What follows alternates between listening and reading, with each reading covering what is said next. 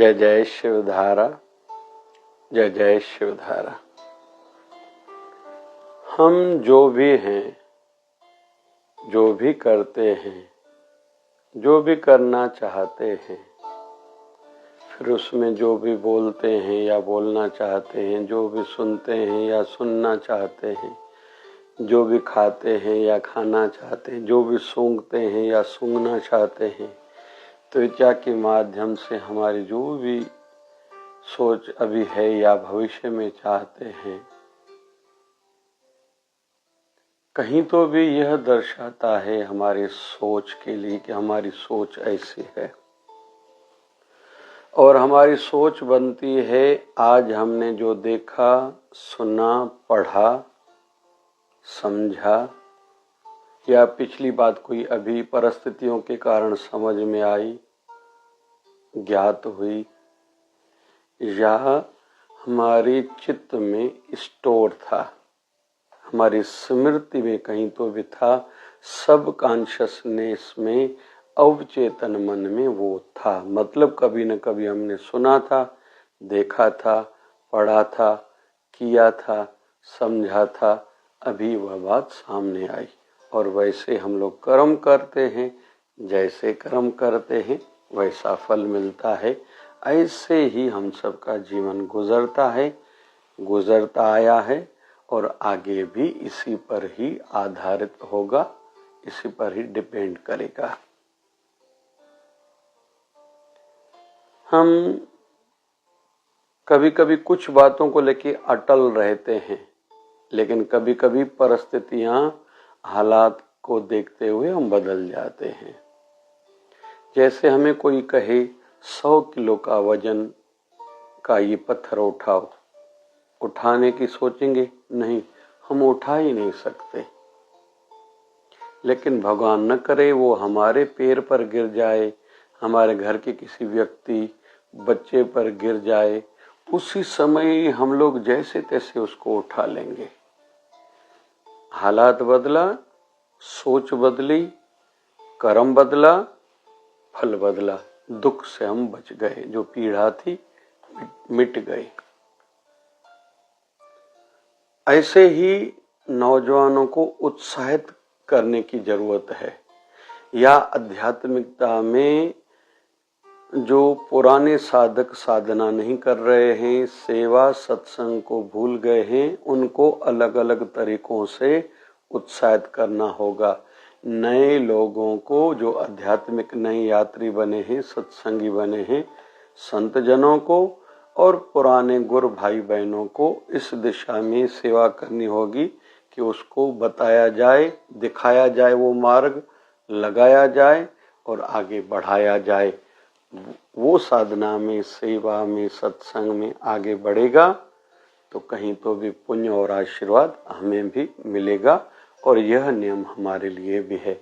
अगर हम लोग सुस्त हो गए हैं, मायाग्रस्त हो गए हैं, सत्संग, सेवा, साधना को भूल बैठे हैं, सद्गुरुदेव भगवान को भूल बैठे हैं, फिर से ही अलग अलग तरीके बनाने होंगे, रूटीन में बनाने होंगे। कहीं से गुजरूंगा तो मंदिर दर्शन हेतु जाऊंगा, 5 मिनट ही सही कुछ न कुछ सुनूंगा, सत्संग, कथा, प्रवचन पढ़ूंगा कहीं न कहीं से। जैसे धीरे धीरे भली मैं मायाग्रस्त हूँ, इस समय उलझा हुआ हूँ, भगवान को भुला बैठा हूँ, मेरे अंदर नास्तिकता बढ़ गई है, निराशा बढ़ गई है, मुझे उस पर काम करना है। तो इस माध्यम से हम अपनी सोच को ठीक कर सकते हैं। तो हमारी सोच बनती है एक तो ऐसे। दूसरा, हम में से कईयों की शिकायत है, हम लोग प्रार्थना करते हैं, भगवान नहीं सुनते, गुरुदेव नहीं सुनते। उसके लिए एक नियम बनाना चाहिए। हम जिनको भी प्रार्थना कर रहे हैं, आंखें बंद करके ऐसा आभास हो कि वह हमारे सामने है। पहले जैसे हमारे गुरुदेव भगवान हैं, अपने आसन पर विराजमान हैं, हम उनके श्री चरणों का दर्शन करते हुए प्रणाम करें। फिर खूब खूब दर्शन करें मन ही मन में, और वो मंद मंद मुस्कुरा रहे हैं, दया दृष्टि कहीं तो भी हम पर धर रहे हैं, यह भाव जगाएं। फिर ऐसी भावना दृढ़ हो, विश्वास पक्का हो, हमारे गुरुदेव मेरी प्रार्थना को अभी सुनेंगे, सुनने के लिए तैयार हैं। फिर जो भी प्रार्थना है वो करें, फिर से प्रणाम करें। अगर उनको अंग संग हम लोग समझेंगे, सदैव हमारे साथ हैं, तो वह प्रार्थना भी जरूर सुनेंगे, हमारे दुखों को हरेंगे, दुख दूर होंगे, सुखों की बढ़ोतरी होगी, आध्यात्मिक भक्ति की, शांति की उन्नति होगी, बढ़ोतरी जरूर होगी। तो सोच पर ही सब आधारित है। सोच पर बहुत काम करते रहना पड़ेगा। ऐसी कुछ खुद की व्यवस्था, मैनेजमेंट, रूटीन, दिनचर्या बनाएं कि जीवन के किसी पड़ाव पर हम कहीं अटक जाएं, उलझ जाएं। जीवन के किसी भी मोड़ पे, घर गृहस्थ के टेंशन हो, स्वास्थ्य की आगे चल के कोई बड़ी बीमारी लगती, बड़ी समस्या सामने आती है, पैसे की, दूर चले जाते हैं, पता नहीं गलत कहीं तो भी हम लोग पहुंच जाते हैं, या हमारा कुछ भी ठीक नहीं है, तो भी वो हमारी दिनचर्या, रूटीन, वो सोच वाली ऐसी हो कि हमें ये खुद ही खुद याद आ जाए। जैसे सवेरे हम लोग कहीं भी जा रहे हों, सूर्य नारायण को देखने में आया, प्रणाम करें, गौ माता को देखा, प्रणाम करें, किसी भगवा वस्त्रधारी ब्राह्मण शरीर को, संत को देखा, प्रणाम करें। टीवी बदलते, चैनल बदलते समय, मोबाइल चलाते समय कुछ सत्संग प्रवचन सामने आया, अच्छा कुछ देखा, 2 मिनट के लिए जरूर सुने।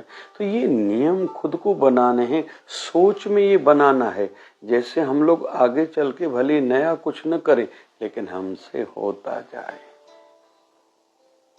सोच ठीक तो सब ठीक, सोच ठीक नहीं तो कुछ भी ठीक नहीं। आज हम लोग उदाहरण सुनेंगे रावण का। रावण के लिए अलग अलग मान्यताएं हैं, अलग अलग लोग रावण के लिए कुछ अलग अलग बोलते हैं।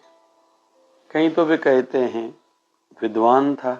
अरे अगर सच्चा हुआ विद्वान होता तो राम जी उनका वध क्यों करते? सच्चा शिव भक्त था, चलो ये उनमें अच्छाई थी, शिव जी की उस्तति की है, यहां तक भी ठीक है। लेकिन फिर राम जी जैसी हस्ती, जो प्रभु श्री राम, मर्यादा प्रभु श्री राम है, वो ऐसा क्यों करते थे? तो दूसरा पक्ष भी है। और एक बात और, बहुत लोग चर्चा करते हैं कि सीता माता को रावण अपनी कैद में रखे हुए था, लेकिन उनको छू नहीं पाया था, कुछ गलत नहीं किया था। उसके पीछे भी और कई कारण हैं। उनमें से एक तो कारण ऐसा भी है, वैसे समय समय पर तकलीफ देता रहा था, मानसिक तनाव देता था, मानसिक पीड़ा देता था मां सीता को। बार बार जाके, खुद जाके, अपने दूतों को भेज के, राक्षसियों को भेज के, कभी डराता था, कभी प्रलोभन देता था, धन की बातें करता था, कभी अपने ऐश्वर्य की बातें करके मां सीता को लुभाना चाहता था। कभी कभी रावण फिर अपनी वीरता की बातें कहता था, कहलवाता था कि मां सीता का मन पसीज जाए, मान जाए और मुझसे वो विवाह करे। तो उसके पीछे भी एक कथा है। जब रावण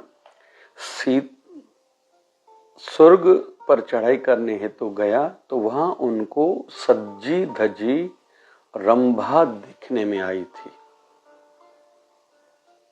तो रंभा को एक तो अमर्यादित बात कही थी, कहां सज धज कर किसको राजी करने के लिए जा रही हो, आदि कठोर शब्द ये वाल्मीकि रामायण में लिखे हैं। फिर रंभा के साथ वैसे तो गलत किया था, रंभा ने उनको रिश्ता याद दिलाया था।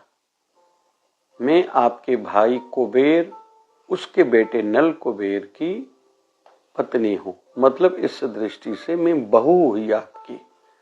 लेकिन रावण ने इन रिश्तों को नहीं देखा था, दुष्कर्म किया था। तो जब रंभा रावण के दुष्कर्म के बाद रावण चला गया तो नल कुबेर के पास गई, जाके पैरों पर गिरी, मैं आज अपवित्र हो गई, आपके योग्य नहीं हूं। तो नल कुबेर ने जब पूरी बात सुनी तो उन्होंने श्राप दिया था, आज के बाद रावण किसी भी स्त्री को उसकी सहमति बगैर हाथ लगाएगा तो उसका सिर फट जाएगा। श्रापित था रावण। यह बात ध्यान में रख के मां सीता को छू नहीं पाया था। वैसे तो एक बार मां सीता ने एक थोड़ी सी लकड़ी कंकर सा बीच में रखा था, कहा था इसको पार करोगे और उसको भाई माना था रावण, तुम मर जाओगे। तो रावण श्रापित था। और जब मां सीता को हरण करके जा रहा था नासिक से, तब भी कई बातें उसने कही थी कि मैंने पहले भी ऐसे कई बार किया है। और यही एक गुण और दुर्गुण की बात राम और रावण के बीच में आती है। राम जी एक शबरी भीलनी के वैर भी खाते हैं, या रावण के वध के बाद मंदोदरी आती है तो राम जी की दृष्टि मुंह दूसरी ओर था, वो पीछे से आई थी, स्त्री की छाया देख के खड़े हो गए थे और परिचय मिलने पर सिर झुका के खड़े थे। लक्ष्मण ने पूछा था आपने सिर क्यों झुकाया? रावण ने पाप किया था इसलिए आपने उसका वध किया। तो राम जी ने कहा था इस बेचारी ने क्या दोष किया था कि इसके पति की मृत्यु हुई, इसको ये तकलीफ झेलनी पड़ी है। तो राम जी स्त्रियों का इतना सम्मान करते हैं। रावण खुद मां सीता को कहता है, या रंभा के उदाहरण से हम लोग सीख रहे हैं। फिर मां सीता को कहा मैंने पहले ही ऐसे कई स्त्रियों को हरण किया है और अपने महल में उसको रखा है। तो यह सब दर्शाता है सोच पर। राम जी की सोच कैसी है? शबरी भीलनी के बैर खाते हैं, रावण की पत्नी की एक स्त्री की छाया देख के खड़े हो जाते हैं, रावण की पत्नी मंदोदरी को देख के सिर झुकाते हैं। यह सब सोच है। और रावण रंभा को कहता है कि स्वर्गलोक में कौन सा नियम ये चलता है कि तुम मेरे रिश्ते में क्या लगती हो। तो ये सब सोच है। तो हमारी जो भी सोच है ये हमने आज या पहले कभी कुछ देखा था, सुना था, पढ़ा था, समझा था, और हमारे चित्तवृत्ति में, चेतन में, हमारे सब कॉन्शियसनेस में, अवचेतन मन में कहीं तो भी स्टोर था, स्मृति में था, जो आज सामने आया है। इसलिए हम जो भी देखेंगे, सुनेंगे, पढ़ेंगे, समझेंगे तो ये पक्की बात है वो हमसे कर्म होगा ही। गलत बातें सुनेंगे, गलत लोगों से मिलेंगे, गलत स्थानों पर जाएंगे, गलत पढ़ेंगे, गलत देखेंगे तो हमारी सोच गलत होगी। कहीं नहीं कहीं आज नहीं तो कल हमसे वो बुरा कर्म होगा। उसके विपरीत जितना अच्छा देखेंगे, सुनेंगे, पढ़ेंगे, समझेंगे, अच्छे स्थानों पर जाएंगे, अच्छे लोगों के साथ मिलेंगे, अच्छी सोच बनेगी, उसके फल रूप में एक दिन अच्छा काम हमसे होगा और परिणाम रिजल्ट अच्छा होगा ही। तो सोच पर ही सब आधारित है। इसको थोड़े में न ले, हमने कुछ भी देख लिया, सुन लिया, पढ़ लिया, अच्छा देखा तो ये सौभाग्य की निशानी है, पुण्य कर्मों की आशीर्वाद का फल रूप है। बुरा देखा कहीं तो भी इसका दंड भुगतना पड़ेगा, यह कभी न भूलें। सदगुरु स्वामी शिव भजन जी महाराज कृपा करें। इस नवंबर महीने में 2024 में 4 नवंबर से लेकर 10 नवंबर तक देवास मध्य प्रदेश में भागवत कथा का आनंद हम लोग ले सकते हैं। लाइव फेसबुक और यूट्यूब पर आईडी है जय शिवधारा, हम लोग आनंद ले सकते हैं। राम कथा 21 नवंबर से शुरू होगी, वो दोपहर को 3 बजे हम लोग लाइव फेसबुक यूट्यूब पर आनंद ले पाएंगे। जय जय शिवधारा, जय जय शिवधारा, जय जय शिवधारा। ज्ञान